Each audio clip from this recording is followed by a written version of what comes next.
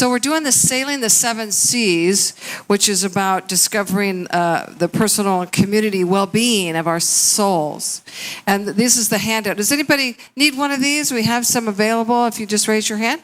And if you're online, if you'll go online, I think you could find a PDF of this so that you can follow along and join us that way as well. Great. So here we are. We're on a voyage of discovery. I learned how to sail when I was 19 years old, and my father taught me, or we actually learned together. And I think I shared with you one service that I had a difficult relationship with him, so it was so sweet to connect. We didn't fight on the boat.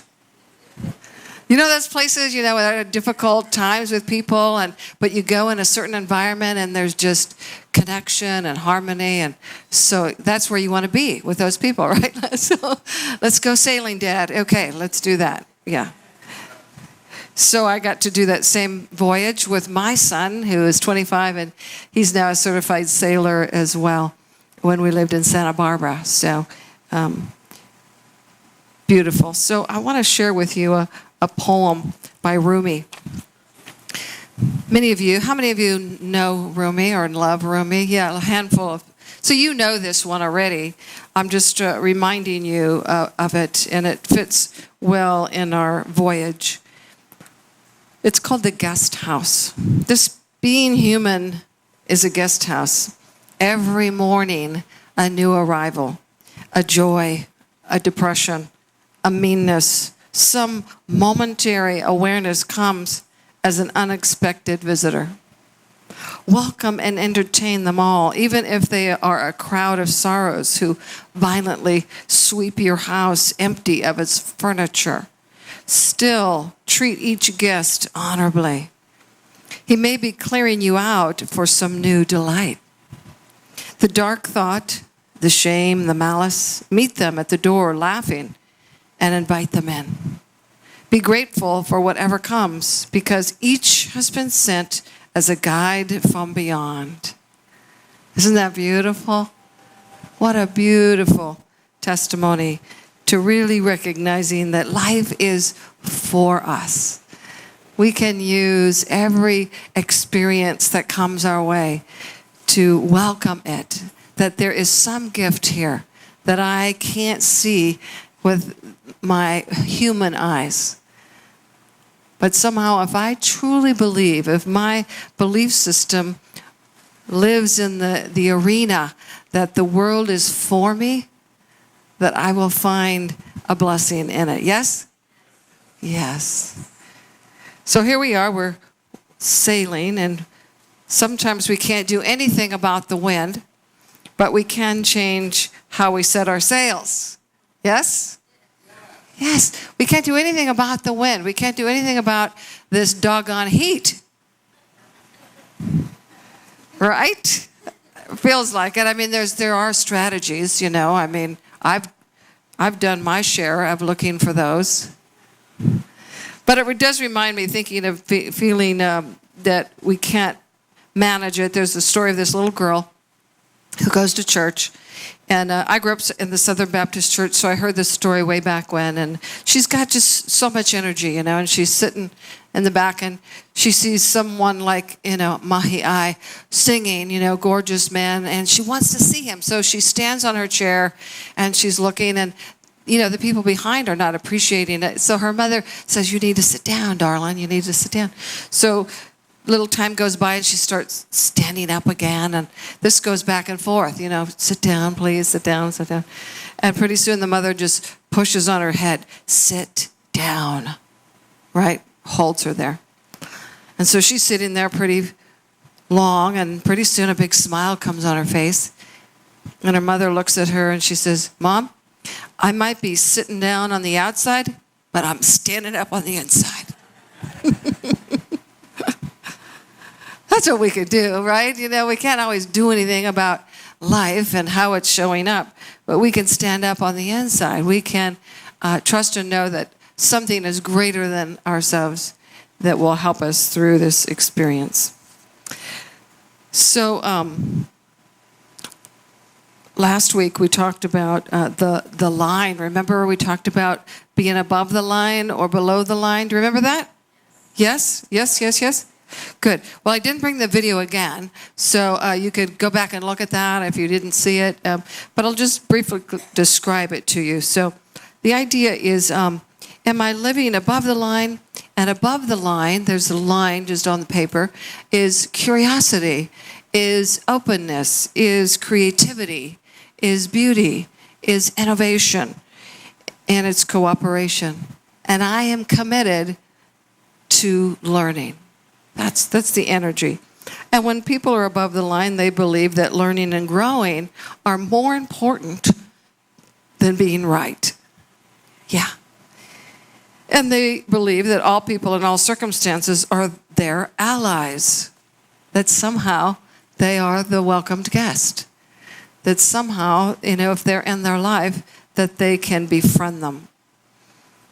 And people below the line, and some of us dip down in that arena, they're closed, defensive, suspicious, committed to being right. I do like to be right, don't I? Yeah. No. Yeah. I enjoy that. And in this field, there's not enough. There's the field of not enough. Not enough time. There's not enough money. There's not enough love. There's not enough people. There's not enough. I'm not enough. That's the energy. That's the consciousness. And they're either avoiding conflict or pursuing conflict just for the sake of winning. Recognize that person? Yeah, it's sort of our world, isn't it? That's sort of where our world is. There's a lot of punishment and blame, and so people above the line are curious, and they practice a deep listening. They're always listening. There's compassion. They speak arguably, and they question their own beliefs, and they live a life of play. Isn't that beautiful? I think you all have that one in this island. There's a lot of play here, yes? Yes. You come, and it's hard not to play here. So remembering that we are literally hardwired to go below the line. We talked about that. That our brain is programmed to perceive a threat, and we often can't really tell the difference between a threat to our physical being or a threat to our ego, the need to be right. And the more identified we are with our ego, our persona, the more we need to be right for our survival. And sometimes we'll do anything sort of to be right, on the side of right. So in many ways, being below the line is sort of natural and normal. It's how our world lives. But when we're below the line, we're not in a brain state of creativity, collaboration, connection, and relational connection. So we're just simply trying to survive. So who is the one that's trying to survive? Who is she? Who is the one that is trying to survive? Well, she's the one that doesn't think she's enough, right? So many of us have that thought, I'm not enough, or there's not enough. And my coach and mentor and friend, Dr. Gary Simmons, wrote the book, Eye of the Storm, and also is the author and expression of a mission-centric ministry model. And he talks about the source of our well-being and the source of our discomfort being the same place. So where is the source of our well-being and the source of our discomfort? Within, yes? Yes, it is within. And he has this great phrase of sort of self-inquiry question, how am I being with what I am having? How am I being with what's real, what's happening? How am I being with that? Am I in resistance to my life? So in Matthew, the scripture, it says, for to those who have, more will be given. And they have an abundance. But from those who have nothing, even what they have will be taken away. Sort of like the rich get richer and the poor get poorer, right? And that's not what we're talking about, right? In consciousness, we're talking about for those who have a consciousness of abundance, of enough, then more will be given. They live already in this ripe field of abundance. And those who have a lack consciousness, even what they have is not enough, right? Even if they have, a Mercedes-Benz, it's not the right color. or it doesn't run as efficiently as they like, right? So how am I being with what I'm having? This is such an advanced question. And when we're coming from a place of more than enough, then we experience what we have as an abundance of life. So once I shift into I am enough, then what I have becomes my abundance. So how am I being with what I'm having? Is that $100 in my purse representative of an abundance of all that is? Or is it representing not enough to pay the rent? You see it? Yeah. So how am I being with what I'm having? How am I being with what I'm having? So this is our work. So Larry and I have had quite the last couple of weeks. Is it okay if I tell on us? You're part of me right now. So most of it's about me, but some of it's about him. And that is, when you move to a new place, everything's new, right? And you can't find things, and even when you do find them, they hide the parking lot. Have you noticed that around here? There's like a secret code. You have to park over, here, but we're not going to tell you that. So anyway, that's how the mind goes, right? That they're keeping something from us, because it seems like, when we go do things, it's a little bit of a struggle, right? We're not sure where to park or how to get there. And even, to go get our car was shipped over here, and Larry went to go get it, and it was sort of not on the map, so to speak.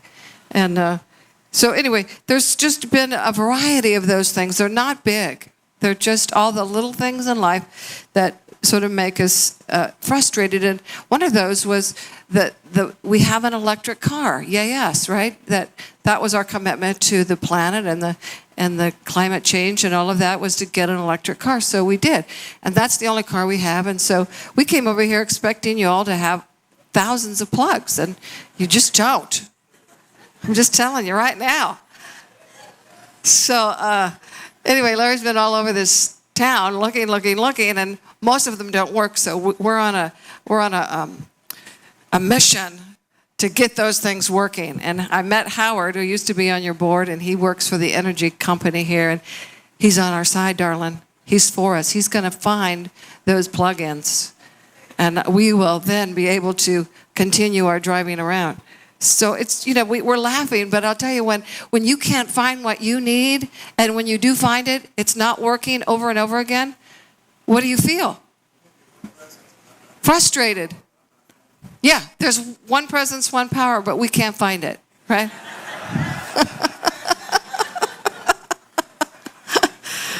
But sometimes you just have to know the answer, right? Sometimes you just need to contact the right people. And so one of the things that I was dealing with is, in my mind, it's too hot. How many of you feel that way? Yeah. So, it's a body temperature thing. It's not hot for everybody. And we come from Santa Barbara, and that's a beautiful place, too. This is beautiful. I mean, who should be complaining about being here, right? That's how I felt. Like, what are you doing? And yet I was sort of uncomfortable. And we got this adorable apartment, but it doesn't have air conditioning. So, we're like, oh, that's a novel idea.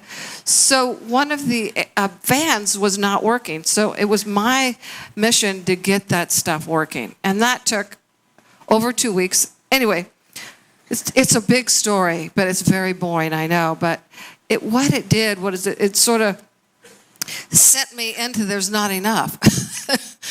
It's not cool enough. There's not enough resources. There's not enough plugs. There's not, blah, blah, blah.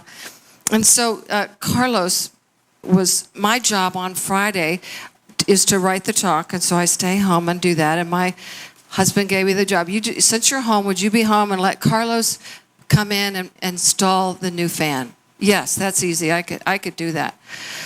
Well, I forgot to leave my phone on, and so Carlos called, and I missed his call, and he left. So when I called him back, I said, "Oh, I'm so sorry I missed your call. Can you come now?" "No, I'm on the other side of the island." And so we proceeded to blame each other for this mishap, and he just really wanted me to be wrong about, not answering the phone. And I'm like, okay, I get it. I missed your call. I'm a terrible person, but could you come back anyway? No. So anyway, we went around and around, and finally I just said, I really want you to know that you did nothing wrong. You did everything right. You called me, you brought the fan, you wanted to install it. This is not yours. It's mine. And I just want to try to make it right. So at least I had some empathy for him, and he was happy to hear that I wasn't going to get him in trouble, right, for not installing the fan. So anyway, we went on, and finally he came back yesterday, and he wasn't going to install it. He was just going to drop it off for somebody else to install. But I was so anxious to see him, to get that fan installed, that I said, okay, I'll wait outside for you and hold the parking space, because there's not parking. So I stood out there for a long time, and Carlos showed up, and he brought the fan, and he said, well, I actually have time to install it. Oh, thank you, God. Thank you, God. So he came up and installed our fan, and life was good again, and it's so funny what we were needing. And what I was needing was comfort. What I was needing was support. What I was needing was understanding. And so it had to come to the place of having compassion for myself. I needed to have compassion for myself. I was upset and not happy with how everything was sort of showing up, and all I needed to do was take a moment to just stop and say, wow, I'm just feeling sort of sad. And I'm also guessing, Denise, saying to myself, that you might even feel a little lonely being here without all your support and your friends. And you're really yearning for more connections and familiarity. And you'd just like a little ease, yeah? So I began to go, yeah, that's great. And comfort. You'd like some comfort in your apartment for coolness. And as I began to say those beautiful words to myself, I just began to relax. Just relax. And life began to shift. So that is what we are here for, is to have compassion for one another. There's a beautiful poem by Mark Nepo. Anybody know Mark Nepo? Yeah, one or two. And he wrote the Book of Awakening. And he says, it is, I believe, as Mencius, the grandson of Confucius, says, that just as water unobstructed will flow downhill, we, given the chance to be what we are, will extend ourselves to kindness. So the real and lasting practice for each of us is to remove what obstructs us, so that what we can be is who we have come here to be, holding nothing back. If we can work toward this kind of authenticity, then the living kindness, the water of compassion, will naturally flow through us. We do not need discipline to be kind, just an open heart. Isn't that beautiful? And that's what I needed. I needed to open my heart to myself, of being here in a foreign land, and all the things that that aren't familiar to me, and the things that we take for granted. But it was so beautiful because Larry and I both sort of had this release and surrendering yesterday, kvetching about how life is, but then really recognizing the blessing that we've been given here, the blessing that is to be in this beautiful land with these beautiful people, given this beautiful mission that we're here to do. And so we just sort of surrendered and began to laugh at ourselves at about, needing to be comfortable. Because remember, I'm the minister who loves to afflict the comfortable. So there I was, sort of afflicting myself. But first I had to have compassion for myself. And so we began to give that to one another. And then we got out our favorite teacher, Muji, a beautiful non-dual teacher that supports this one presence and one power, this one idea that no one and nothing is against you, that the world is all here for your flowering of awakening. Yes? It is just here for us. And so that evening last night, I sort of had a beautiful surrendering to loving what is. Because before that, I was really resistant. And another beautiful teacher, Byron Katie. How many of you know Byron Katie? She's probably come here to do the work. And she has all these inquiring, beautiful questions. But it has to do with resisting what is. And I love her quote. She says, "The only time I suffer is when I argue with the reality. It shouldn't be this hot."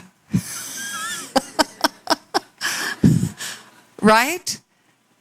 Yeah. There should be more working plugins, right? There should be easy parking everywhere I go.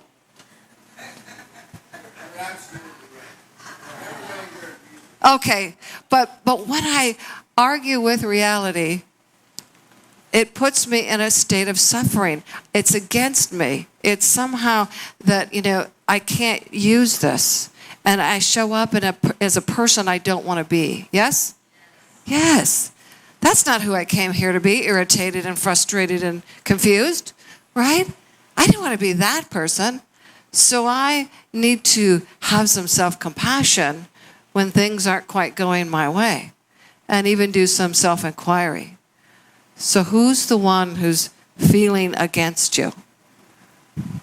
How could anything be against you? There's a beautiful Course in Miracles. Anybody do the Course in Miracles? That was one of the first studies Larry and I did as we got into Unity. And it's on page 135 of the workbook. It says, "What could you not accept if you but knew that everything that happens, all events, past, present, and to come, are gently planned by the one whose only purpose is for your good?" Isn't that fabulous?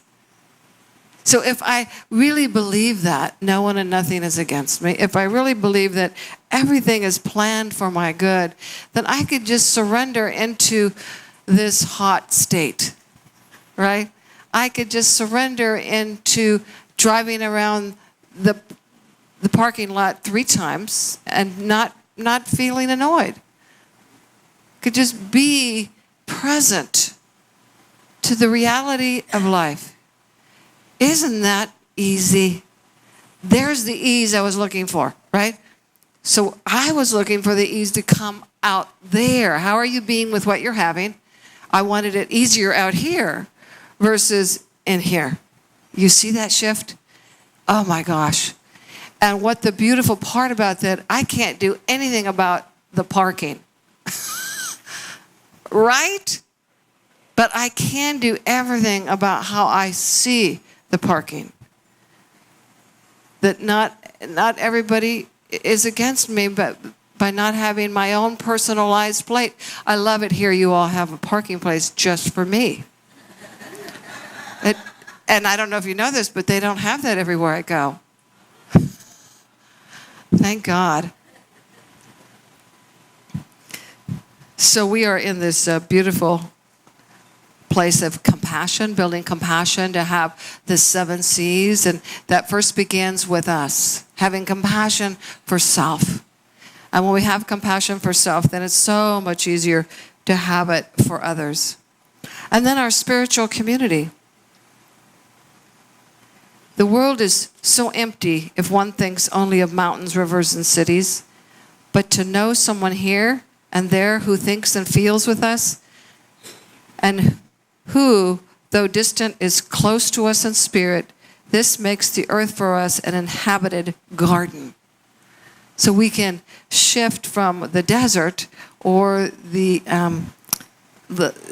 not wanting to be there into seeing it as the garden. As we talk about spiritual community, which I love, I always love being in spiritual community. And the internet has really created this web of that really literally connects us to every corner of the globe. And we have become part of sort of a virtual community. Yet we've never been more fragmented or isolated. Yes? That's what it seems like. Desmond Tutu calls it a radical brokenness in all of existence. It's our drive towards a technological sophistication has contributed not to a greater connection, but to isolation. More and more people, rather than coming in community, stay home. More and more people are in their phones versus with the person in front of them. Don't you find that just hysterically crazy? Going out to dinner with someone and they're on their phone? It's like, what happened here? So needing to remind ourselves of this deep and beautiful connection without our technology is so beautiful. Remember, we're moving from the eagle who flies, which is the masculine energy of science and knowing and technology, industrial age, into the condor. So we're moving from sourcing through the mind to sourcing through the heart. To know that in the heart lies our connection to the divine. It is the portal into our divine connection to all that is. And this is the condor that is now coming out in all of our communities. So real community remains relevant, I believe, and it's essential and greater than it's ever been. So one of the ways we want to do that is the 7-week series, where you're invited to get into small groups and to meet in homes or here on site or even on Zoom. So there's no reason not to do it. You can even do it by yourself, but there's something magical that happens when we are connected to other people. And we want to move from a minister-centric community to a mission-centric community. So everything we're sort of doing has to do with our new mission, which is transforming lives and inspiring people to make a positive difference in the world. Yes? Yes. Yes. That's what we're all about. So that 7-week series is going to be about how can we transform self and support others in that transformation and then make a positive difference in the world. So we're not running around with road rage because we can't find a place to park. Denise. But finding our way through community by shifting how we're seeing the world. We're seeing the world through new eyes, that there is sufficiency in the insufficient.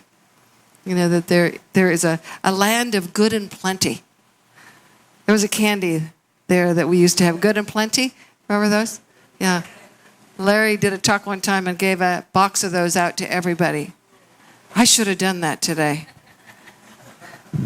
But we're all off sugar, so oh well. We're not doing that anymore. So I just want to invite you into joining us during this 7-week series. That it really is a time of connecting, really is a time of really enhancing these 7 C's. there is no greater way to do it than in these small groups. There's nothing like expressing yourself with like-minded people. And have you ever been in that situation where all of a sudden you say something so brilliant, you're not sure where it came from? Right? That's what happens when we sit in circle.